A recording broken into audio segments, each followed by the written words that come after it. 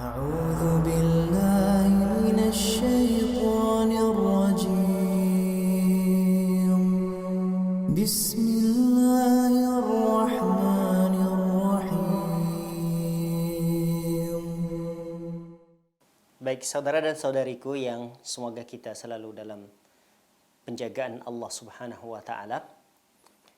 Setelah kita membahas tentang apa saja yang dilakukan oleh jamaah haji di tanggal 10 Zulhijjah, sekarang kita akan melanjutkan apa saja yang dilakukan oleh jamaah haji di hari-hari tasyrik, 3 hari yang tersisa, tanggal 11, 12, dan 13. Nah, ini adalah sisa hari-hari yang diisi oleh jamaah haji dengan ritual-ritual haji tersebut atau manasik-manasik haji yang akan dikerjakan di tanggal-tanggal tersebut. Nah, jamaah yang dimuliakan oleh Allah Subhanahu wa taala, yang dilakukan oleh jamaah haji di tanggal 11, 12, 13 atau disebut dengan hari tasyrik ini adalah yang pertama, kembali mabit di Mina. Jadi kalau sudah selesai pengerjaan manasik haji di tanggal 10 Zulhijjah itu selesai, maka kembali ke Mina untuk mabit, untuk nginap kembali di Mina selama 3 hari yang telah disebutkan tadi. Nah, mabit di Mina pada malam hari-hari tasyrik ini hukumnya wajib. Wajib hukumnya bagi jemaah haji. Jadi tidak boleh dia meninggalkan Mina di hari-hari tasyrik ini bagi jemaah haji. Nah, kewajiban mabit di Mina kata para ulama adalah mayoritas malam. Jadi kalau malam itu dibagi 12 jam, maka 6 jam lebih dia wajib berada di tenda. Jadi berada di Mina tersebut. Jamaah yang mengambil nafar awal, jamaah haji yang mengambil nafar awal, wajib mereka nginap atau mabit di Mina ini di tanggal 11 dan tanggal 12-nya. Tanggal 11 dan tanggal 12. Jika mengambil nafar sani, maka wajib mabit di Mina ini sampai tanggal 13 Zulhijjahnya. Jamaah yang hendak mengambil nafar awal, kata para ulama, jamaah yang hendak mengambil nafar awal diwajibkan untuk keluar dari Mina sebelum matahari tenggelam. Jadi hari ini misalnya tanggal 12 Zulhijjah, beberapa jam ke depan matahari akan tenggelam. Nah, sebelum matahari tenggelam, bagi orang yang mengambil nafar awal, dia wajib telah keluar. Jangan sampai matahari sudah tenggelam, dia masih berada di Mina. Nah, adapun orang yang mengambil nafar sani, ya dia keluar dari Mina itu setelah terbenamnya atau sebelum terbenamnya matahari di tanggal 13 itu. Jika sudah bersiap mengambil nafar awal untuk meninggalkan Mina, tetapi kendaraannya terlambat datang, misalnya karena macet. Dia menunggu kendaraan, dia sudah mengambil nafar awal misalnya. Dia sudah bersiap-siap untuk meninggalkan Mina sebelum terbenamnya matahari di tanggal 12 itu. Namun ada sesuatu kejadian yang menyebabkan dia telat keluarnya, sehingga matahari pun sudah tenggelam, dia masih di Mina. Maka kondisi yang seperti ini kata para ulama tetap dimaafkan dan dia tetap masih dikategorikan mengambil nafar awal. Baik. Jamaah yang uzur.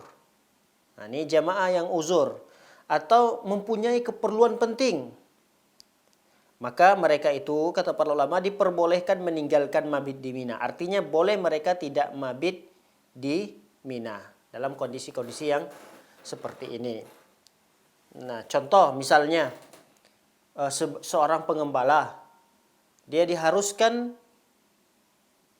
tidak menginap di Mina, diharuskan dia pulang untuk menjaga hewan-hewan gembalaannya. Atau misalnya orang yang menyediakan air untuk jamaah haji sehingga dia tidak bisa mabit atau berada di Mina di malam hari tersebut, dia harus bekerja untuk menyediakan air-air buat jamaah haji. Maka yang seperti ini termasuk uzur. Nah, di zaman kita ini bisa kita analogikan dengan uzur-uzur yang lain seperti yang sakit lah, seperti dokter, bisa juga seperti pemandu yang harus bolak-balik memandu jamaah haji, dan seterusnya. Masih banyak uzur-uzur yang lain yang memungkinkan seseorang itu tidak kembali ke atau tidak mabit di Mina ini di hari-hari tasyrik. Bagi yang tidak ada uzur lalu tidak mabit di Mina, tidak ada uzurnya, dia tidak sakit, dia bukan pembimbing, dia bukan dokter, tidak ada uzur, tapi dia tidak mabit. Maka dilihat dulu, jika dia meninggalkan Mina itu 1 malam, maka dia harus menggantinya dengan bersodakoh. Dia keluarkan sodakoh. Berapa sodakohnya? Berapa saja, yang penting itu dikatakan sodakoh, itu sudah cukup. Nah, bagaimana jika dia meninggalkan, tidak menginap, tidak mabit di Mina itu sampai 2 malam lamanya, tidak hanya 1 malam tapi ditambah lagi malam kedua juga tidak nginap di Mina, maka orang seperti ini wajib membayar dam, wajib membayar denda. Baik, perlu kita ingat, ya ini menjadi suatu yang harus kita ingat, bahwa selama di Mina, selama kita mabit di Mina, maka sholat wajib yang 5 waktu dikerjakan secara qashar saja, tidak dijamak. Diqashar saja, namun tidak dijamak. Qashar itu berarti kalau 4 rakaat jadi 2 rakaat. Zuhur, asar, isya itu menjadi 2 rakaat. Tapi dikerjakan pada waktunya masing-masing. Nah, ini perlu diketahui. Jadi tidak dijamak. Baik. Yang berikutnya yang perlu kita perhatikan di saat di Mina selama 3 hari ini adalah sholat rawatib yang dikerjakan hanyalah qabliyah subuh saja. Adapun qabliyah dan ba'diyah, sholat 5 waktu, itu tidak dianjurkan untuk dikerjakan. Yang dikerjakan itu hanya qabliyah subuh. Atau boleh kita kerjakan sholat-sholat sunnah yang lain.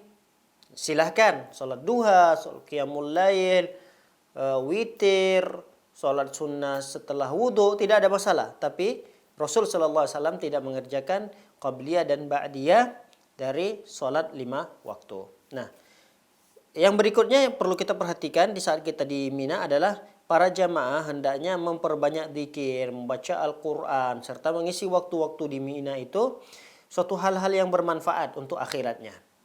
Jangan sekali-kali dia menyibukkan diri dengan sesuatu yang melalaikannya dari Allah Subhanahu wa taala. Apakah itu dengan menyibukkan diri dengan medsos-medsos yang dia miliki, maka sebaiknya perkara-perkara itu dihindari. Atau perkara-perkara yang menimbulkan pertengkaran, jidal, diskusi tanpa ada ujung. Nah, ini perkara-perkara seperti ini ditinggalkan.